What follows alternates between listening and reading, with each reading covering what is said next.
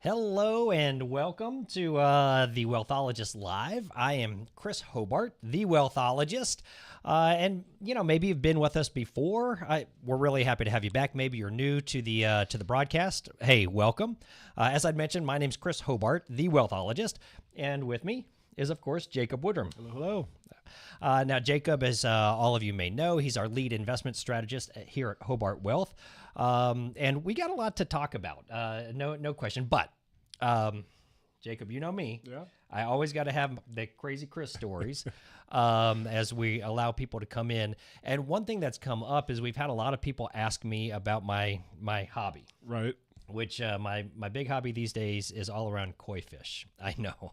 I'm learning so much about this, and I will tell you, sleepless nights worried about these fish. Anyhow, some people asked to see actual pictures of some of the There fish. you go. So Look at that. we just got this one. The girls at home named this one Dottie. So that is Dottie. It's got a fancy name, Kohaku, I believe, but it's giant. How big is that, Chris? It's like 33 inches. Oh, wow. Oh, Okay. it's massive. And then this is, and that was a female. This is a male. And the type escapes my name, but it is, that one is Frank. Frank. All right. Dottie and Frank. Now, what's interesting is I feel like my whole life revolves around fishing, right? So something else that I like to do is go trout fishing. So this was this past weekend. But all right, so how does this all tie together into something fun and exciting? We recently had a client ask us a lot about AI and how are we using AI in business and all that. And we are definitely using that. We've actually hired a firm to work with us on a couple of big agendas. Obviously, within investment portfolios, we utilize that. But I always like to have fun as well. And I asked ChatGPT. It was actually what's called Dolly, which is a graphics design side. I said, Dolly, I love fly fishing. I love koi fish, and I'd like to do that in Japan. So I said, create a picture of me fly fishing for koi fish in Japan. And this is the picture that it came up with. Now, I know you're looking at that picture and you're saying, Chris, that looks exactly like you. Don't show that to Frank and Dottie. Yeah, they might not like that. That's true. That's true. Well, anyhow, did want to share that excitement with everybody of AI. But let's go ahead and get in because the past couple of months we've talked a little bit about how markets are performing. To a lot of folks' surprise, there's been some good engine to this.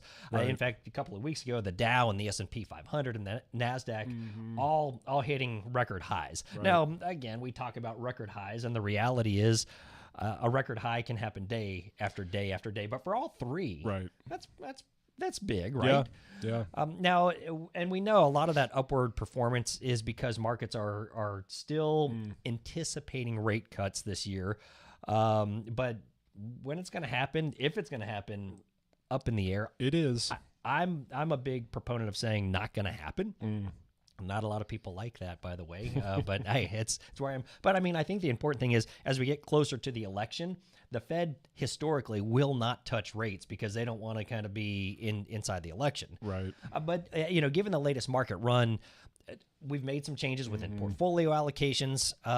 Jacob, I wanted you to take a little bit of time, and I want you to explain what those changes are, why we made them, and really how they benefit our clients, plus what we can expect moving forward. Right. So, Jacob, tell us a little bit more about what's happening with portfolio allocations, some changes we're making here at the company, and again, with the thought of how is this benefiting and improving our clients long term? Yeah, no, that's great, Chris. I think part of what and that's part of what I really wanted to talk about today is, some of the strategic portfolio changes we've made, why we made them, what we're looking at, what we're expecting as we move forward.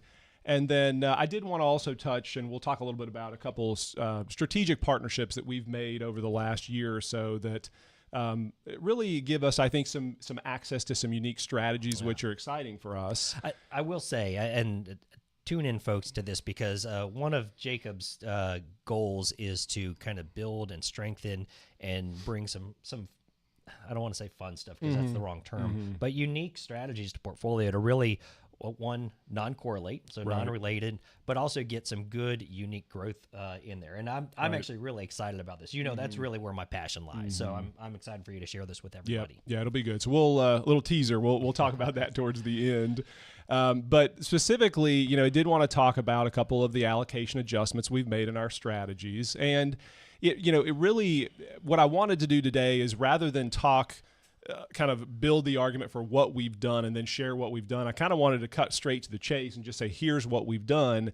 And then we'll talk about some of the things that support the decision, essentially. So what we've done is within our growth allocations is really reduced some of our exposure to the Magnificent Seven. Now we'll talk about the Magnificent Seven. Most people probably understand what that is, but it's a handful of companies, 7 specifically, that have really driven returns in the market over the last year and a half. But it's your Apple, your Microsoft, your Google. It's the names that we've all heard of. But what we've looked to do is strategically say, let's reduce some exposure in those particular companies and allocations and increase our allocation to a couple industries and sectors we feel good about moving forward, which is cybersecurity and then also industrials. And we can kind of dig into the weeds as far as what industrials mean and kind of what that makes up. But, I think to take a half a step back, when we think about our strategies, we know that we have different portions of our portfolio that, are meant to do different things. So part of it is meant to be more growth focused. Part of it is meant to be what I call kind of more risk controlled, in that we're, we still want to see growth, but we want to try to, shore up that particular portion of the strategy with less volatility or bring in some. Yeah, you're not swinging for the fences, right? With that, right. You're trying to, it's about getting on first, maybe second base, as opposed to trying to hit a home run.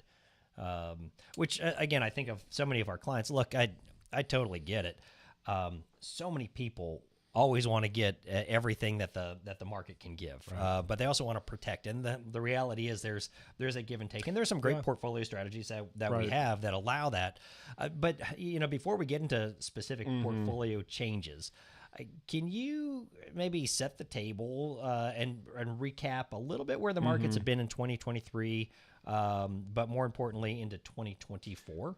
Yeah, and we've talked. I know that we've talked about this a little bit, and I think even in meetings with myself or with some of our other advisors, Corey, Andrew, Nick, we've talked about this. But I do think it's really important because, like I mentioned earlier, again, the market has been driven by a small subset of the S&P 500. And when we talk about the market, I'm specifically thinking about the S&P 500.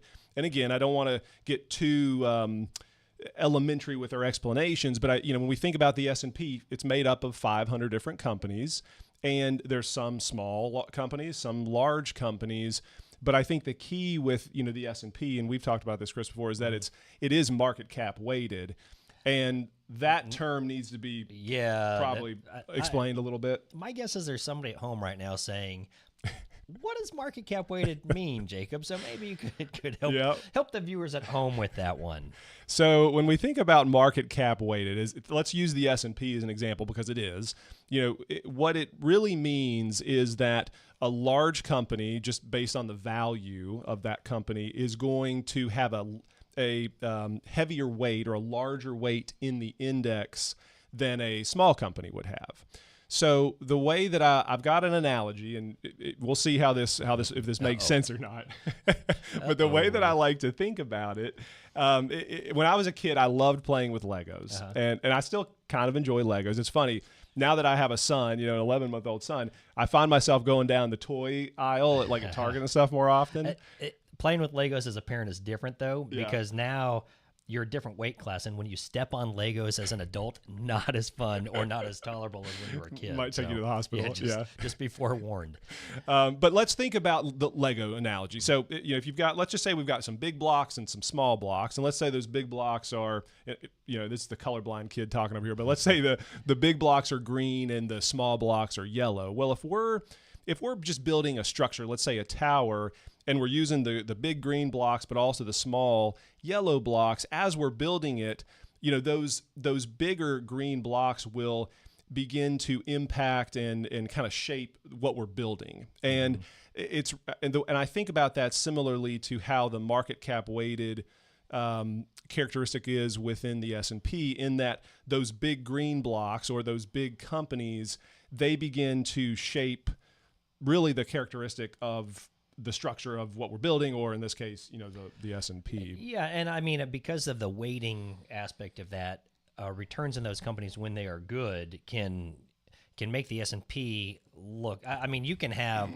493 companies flat, which we've seen before, right, and 7 companies do well, and the total return of the S&P is relatively good, and it's because of this whole concept of weighting.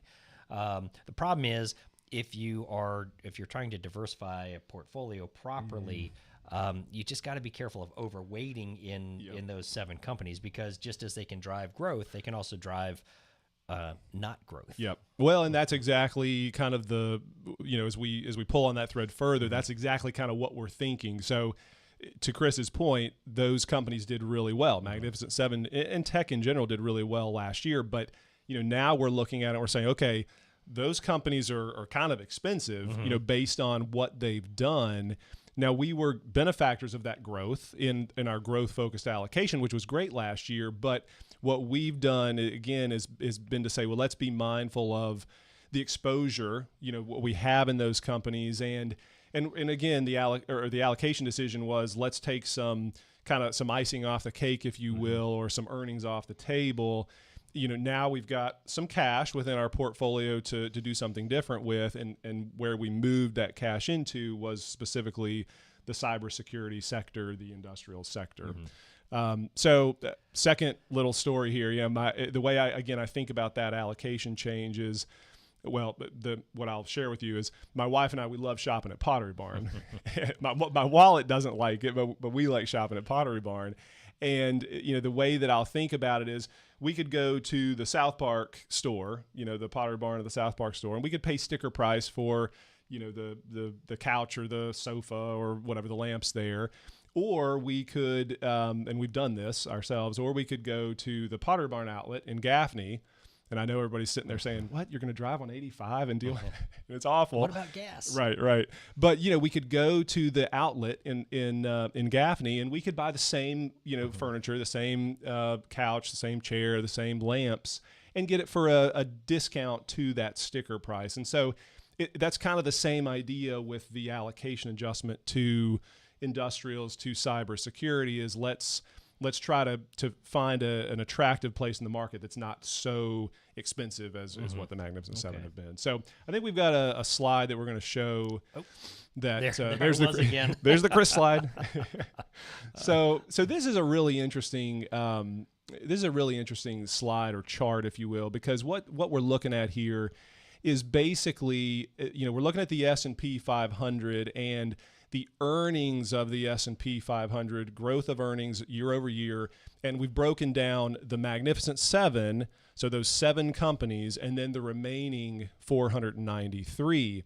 And what I find so interesting is, we can see the disparity between, in 2023, and even as we're moving into 2024, we can see the disparity between, what the Magnificent Seven have done from a growth perspective in earnings compared to the 493. Heck, I mean, in the beginning of, middle of 2023, second quarter, all the remaining 493 were actually negative as far as earnings growth. And fundamentally speaking, we know earnings is what drives the market, over time. And so I think this slide just really, to me, it's a good visual, because what we're looking at and what we're expecting as we move forward is that the disparity should shrink. We're expecting, as we move into end of 2024, even into 2025, that we've got the other 493 companies, they're beginning to pick up the pace as far as earnings growth.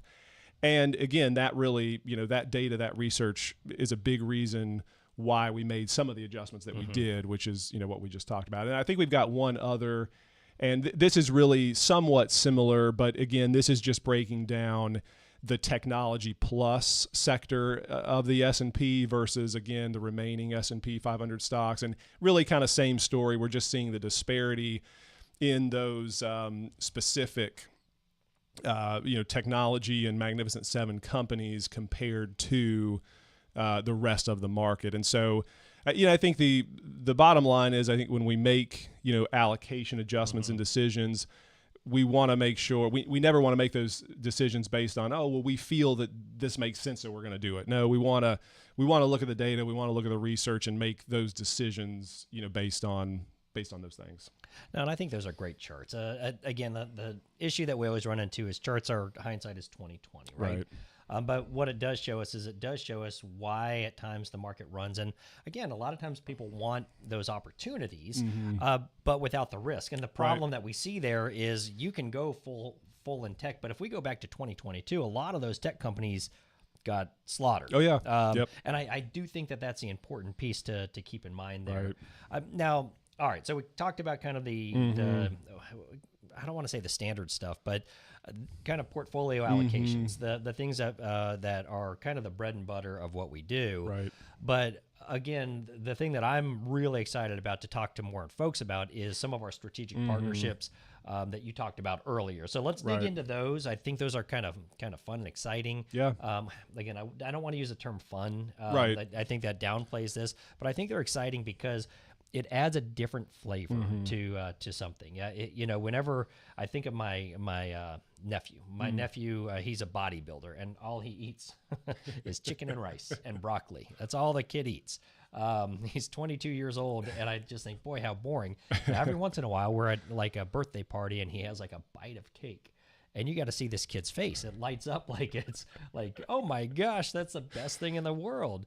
And that's kind of what we're talking about here, is just adding that flavor into some things that are consistent and what can give us a little bit of that pop of excitement. Yeah. Well, and I think too, we're specifically, these partnerships are, again, I think they give us access to managers that are really unique, and I think they're really good at what they do. But we're specifically talking about private markets, so different than a public market in that you can go in, you can buy and sell a stock or a bond or what have you on a daily basis. So these are a little bit different. But when we talk about private markets, we're looking at private credit, private equity. And on that, I want to make clear, this is not appropriate for all investors. And this is the important thing to point out. So some investors, it's going to be either too complex or just not the right option for folks. And I just want to throw that out there I think we're that's talking great. about this. So as we're talking about this, if you get excited, you come talk to one of the team members here, and we say, this may not be right. Here's the reasons why. Understand that our goal is to guide you in the right direction. Right. But today we're going to talk about these because some folks out there are going to sit there and say, wow, that actually sounds really interesting. Yeah. So. No, I'm glad you mentioned that. And it is important because they're not for everybody, and there are certain requirements because they're a little bit different than just your standard public markets. But the two strategies I just wanted to highlight a little bit and talk, one is on the private equity side, and then the other is more kind of on the hedge fund space. And what is interesting is, the manager that we've looked at and that I wanted to at least highlight today on the private equity side, really looking at early to mid stage growth, and really tech companies is what we're looking at and what that strategy looks to do. And it's got a good track record of success. The results, in our opinion, speak for themselves. And so that's one strategy that's pretty interesting. The hedge fund strategy, Chris and I have talked about this, but the hedge fund strategy, it's more, so it's what's called a long short fund. And again, that we probably need to explain a little bit as well. Yeah, and we probably don't want to need to get into the weeds, but maybe what is it meant to accomplish, right? Well, so the idea is, if markets are going up, we're going to try to make money. If markets are going down, we could potentially make money or just hedge our bets, essentially. And so it gives a little bit more flexibility. What's the trade-off, though? The trade-off with being able to go short is there's a little bit more cost associated with that, a little bit more risk as well. And so I think that's, to Chris's point earlier, it's not always for everybody. I think that points to, why you may not always want to have an allocation to something like that. Yeah. And you take that general concept of, hey, get money on the upside and the downside. Yeah. It sounds like, a little, sign me up, I'll take two. Right. But I think the reality is when we pull that back, there is risk associated with that. if you have a position that is meant to make money on the downside and the downside doesn't happen, Right.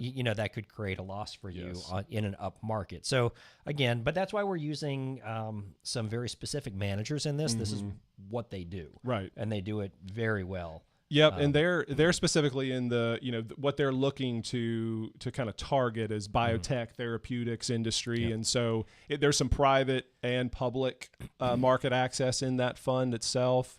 But I think to Chris's point too, when we look at these types of managers, because there's many of those types of investments out there, but what's so important is to be able to identify and highlight who you want to align with, from an investment standpoint.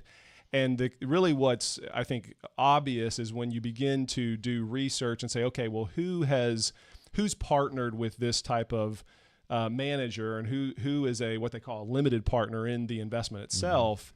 It's the likes of Duke's, endowment fund, Brown University's endowment fund. I'm trying to think of a few others. Michael Bloomberg's, strategic asset manager. There's several strategic billionaire investors. And so, I just share that because I think when you look at those types of investments and you then look at the caliber of limited partners that have kind of aligned themselves with those investors and investment strategies, that really does kind of speak for itself. Right. And, again, not for everyone. And we're certainly not saying that, but I do think, if you look at the research, if you look at the data, it does speak to, in the right situation, being able to complement kind of your traditional, stock bond portfolio with some private markets. It can make sense, and it's something that we want to be able to have access to. Yeah, and the term that I like the best is non-correlation, non-relation. Right. Just as when you're dating or getting married, you want to be non-correlated. Right. Well, it's like your example earlier too with your nephew. He doesn't want to eat a whole cake. He wants a slice of that cake. You don't want to overdo it either. Right. No, that's a great. That's a great point. Jacob, thank you. This is a little bit different. I feel like we've talked a lot about, the Fed in the past. Right. I like our conversation today because it did talk about portfolios, some adjustments we've made. So I think that's great. So thank you for sharing with that. Yep. As always, there's a segment that we love to share called Hey Hobart, and this is where we take viewers' questions and we provide answers to them as well as we can.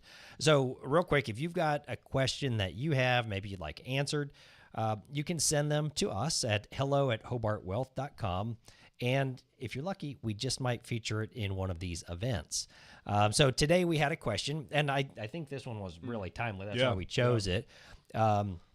But it's around the presidential election. Surprise, surprise. How much will the presidential election impact markets over the next few months? And I feel like we've touched on this. Yeah. And in my Wealthologist Weekly, I've touched on this as well. But I think the thing that we got to point out here is presidential elections always create uncertainty. And the market doesn't necessarily love uncertainty, especially when it's a close race and it's unclear who will win. Right. Now, I know you're sitting at home and you know who will win. I don't. I mean, I got to tell you what, I want to get like a thing of popcorn and just watch the next 6 months because I feel like fireworks all around. It's going to be a really interesting one. Then you got Kennedy throwing himself in there. And I mean, he's a big question mark to how that will play. The reality is who's elected and ultimately who's in office can indirectly impact the markets because they set policies for economic issues, technology regulations, global relations, energy relations, all this stuff. There is that impact, and that's why the markets are kind of saying, okay, who's going where and what does that mean? Yeah. But there's a lot of other factors that influence markets as well, above and beyond who the president is. And those might be things kind of out of our control, things like oil prices or global events or interest rates. So a lot of these are, I think, important topics that can be above and beyond where the president sits. So who's in the White House? Doesn't, and this is when we look at the numbers, it doesn't really have as big of an effect on the markets as you may think. Right. The reality is the market has done very well under Republicans and Democrats, and has had bad times under Republicans and Democrats. As the markets continue to grow over the years, it pretty much it's equal, whether there's a Democrat or Republican in there. And I think that speaks something about the United States of America. We're a strong company that just has that innovative side that continues to push us forward. We might see an uptick in volatility as we get closer to the election. Definitely expect that. But it might not be as much related to what's going on in the middle, or it might be more rather related to what's going on in the Middle East, rather than some of the other things out there. During this time, we say the same things that we always do, which is keep those eyes on the long-term goals, allow us to do the management and adjust for risk. Even if markets do get a bit squirrely over the next few months, that's what we're here for. And, we know that things usually smooth out once the election's over and we know who's in office, and then we can identify the opportunity at that point. Sound like a good plan? It does. And I think you make a lot of really good points, Chris. And, with the election, I would also at least make the point that, yes, the election is very important, but to your point about interest rates, the Fed, even the geopolitical arena right now, I think those are areas that, in my opinion, are things that I'm almost a little bit more concerned about, I think, from a portfolio standpoint. And so, a lot of what we've done and how we've positioned this year has been to say, let's not just try to, get as much as we can from a return perspective. Let's try to grow as much as we can, but let's also be very mindful of where things are now, because geopolitical things could change on a dime, and that could really impact things, as well as, what the Fed does. And politics are obviously very important, but I think it's maybe a little bit less of an impact, at least in the short term. Longer term, the policy, like you mentioned, is a big deal. Yep. All right. Well, good. Well, again, if you've got questions around and you want us to answer that during our Hey Hobart segment, all you have to do is give us an email at hello@hobartwealth.com. We'll grab that and we'll answer that if possible. But hey, guess what? That's it. That's it. That is it. Is it May? It's almost June. It's the end of May. This is our May edition. If you've got any questions, though, about the topics that we talked about today, or you have any specific questions about your specific financial situation, as always, we're here to help. You can email us. You can give us a call. If it's about retirement income, investing, taxes, or anything related to your money, we are here for you. I will tell you, taxes, I think, will be a bigger topic as we go forward. We do have some expiration of some tax code coming up in the next year and a half. I know what you're saying at home. Chris, I've got a whole year and a half. Do not procrastinate. Don't wait till the last day for tax planning because you might miss out. But overall, I got to tell you, I thank you for what you shared today, and I thank you all for tuning in today, for joining us, and we hope to see you at our next Wealthologist Live event next month. Have a great rest of your month.